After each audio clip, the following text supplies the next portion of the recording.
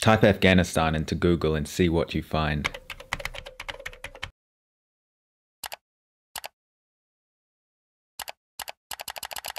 Bombings. An explosion ripped through a wedding in Kabul, Afghanistan, killing dozens of people. War. Crisis. These are normally the pictures that come to mind when you hear the name Afghanistan. But are these tragic events really that common? Yes, tragedy strikes Afghanistan on a daily basis. A country at war for 40 years. But is there another side to Afghanistan that is rarely covered? Let's find out. The world's deadliest conflict. The war should end in Afghanistan. Good, how are you? We will smile towards life because life is worth smiling to. Not a day without violence. We will show that resilience. We will not allow people to know that we have weakened. Our families shed blood for this country. 150 and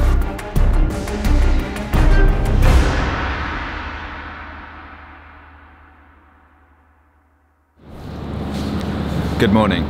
Today we are heading to the airport and we're going to jump on a flight to back to Kabul, the capital city, and we're going to go and explore more of the capital. We've just been notified that there's some demonstrations going on near the on the way to the airport, so we're going to have to take a different road. Not sure what the situation is going to be like in Kabul because of the current election situation. They're holding back the election results. They're not releasing them because when they do, it'll cause uproar, carnage, all that bad stuff. So we'll see how the days goes. It's always unpredictable here in Afghanistan. Let's head. These doors are super heavy because of the reinforced metal and obviously the bulletproof glass here.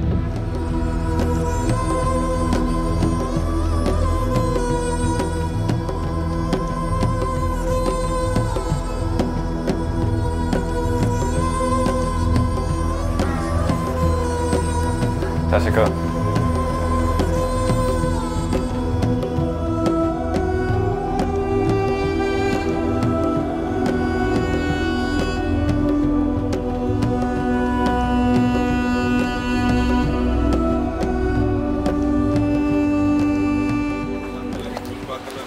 Thank you. Oh, sorry. Sorry, thanks. There we go, no problem. Thank you.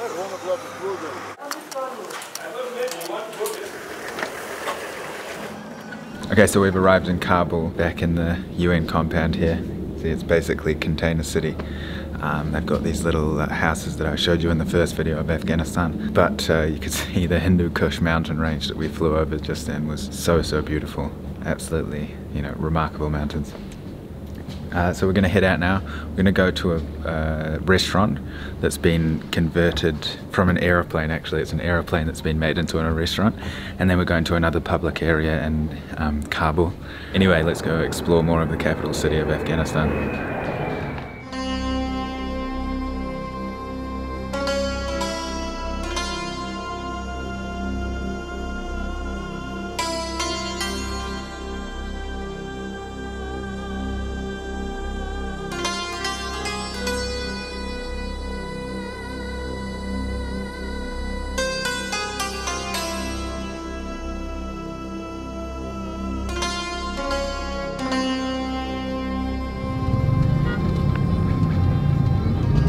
Okay, so we've just arrived at a park and it seems to be like another fun kind of amusement park area. There's some really interesting houses up on the hill here. I'll show them to you in just a second, but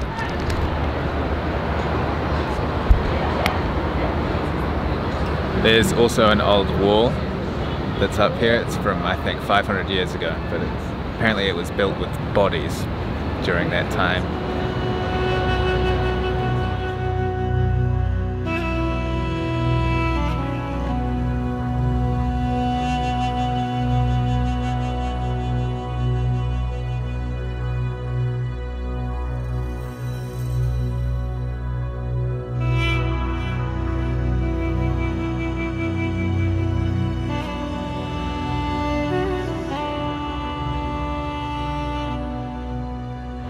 Just seems like another place for a fun day out for people of Kabul. Obviously, again, the entrance had strict security, got patted down and things, but you know, it's much needed here.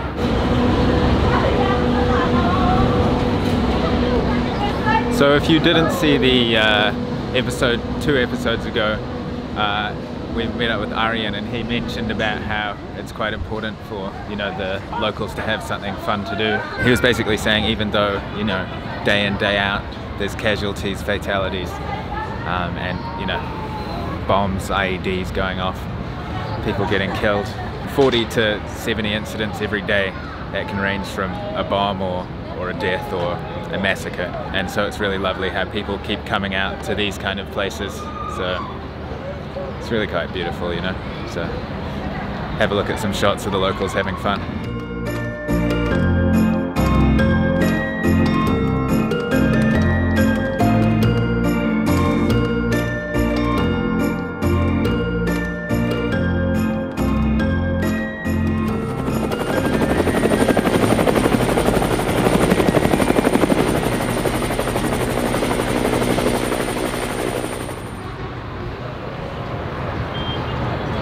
So we just come to this cafe restaurant, which is actually an old aeroplane. It's pretty funny, so we're gonna go inside and see what it's like.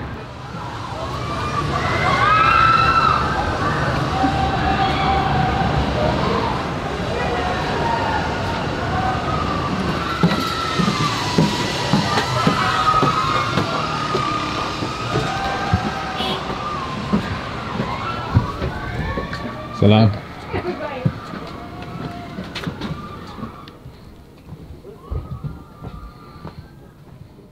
It's closed at the moment, but they kindly opened it just so we could have a look. But cool concept. Definitely, I would have coffee here. You got the road.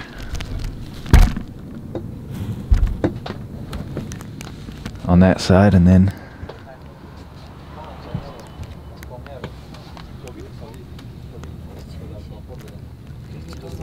fairground on that side.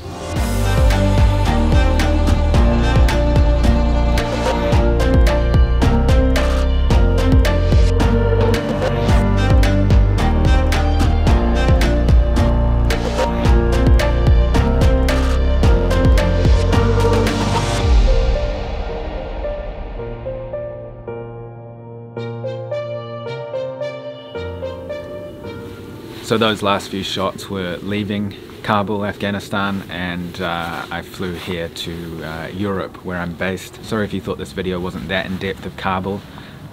It's quite tricky because that's a very turbulent city at the moment. Just after we left, there was UN workers killed, driving around in the same vehicles we were driving in.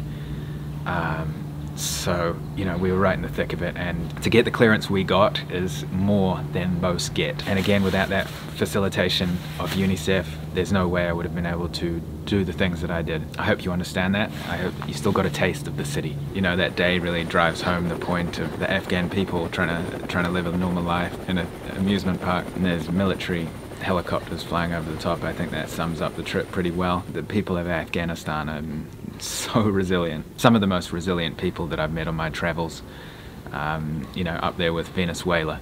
So absolutely beautiful human beings that live in that country, and you know, they're not all terrible people like many people could assume, which is quite sad, especially with the current events going on in the Middle East. These people are not their governments. It's so important to look at the situations from the other side as well, and imagine living in a country where you're under constant threat of attack, whether it's from people in your own country or foreign countries. But not going to get into a political conversation, but I think that's a very important point to keep in mind. That was by far the most heavy travels of my life, seeing those scenes and the struggles, being around that heavy artillery, basically living a military existence for the time I was there. That's really, you know, driven home a lot of maybe preconceived ideas that I may have had about war, especially what it's like to live in a war zone. Not that I can by any means relate to the people who live there, but you know, I feel like I got a slight taste.